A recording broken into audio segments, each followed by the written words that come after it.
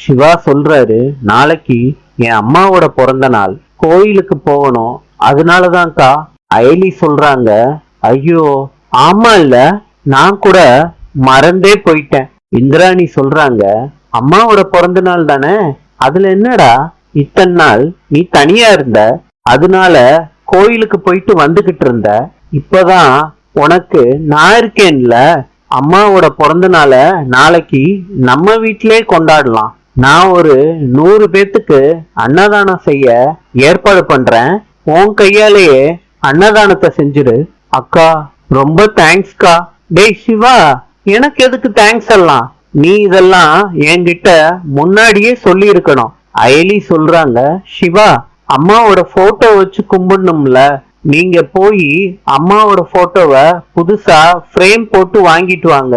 சிவா சொல்றாரு, சரி அயலி, நான் போயிட்டு வந்துடுறேன். அயலி சொல்றாங்க, நைட்டுக்குள்ள வேணும்னு கேட்டு வாங்குங்க. சரி அயலி, நான் போயிட்டு வரேன். அக்கா சரிக்கா சொல்லிட்டு சிவா அந்த இடத்த விட்டு போறாரு. அயலி செலியனை பாக்குறாங்க, செலியன் இந்திராணிய பாக்குறாங்க. அயலி செலியனை பார்த்து கண்ணசைக்கிறாங்க, செலியன் அயலிய பார்த்து சிரிக்கிறாங்க. நாளை சந்திப்போம்.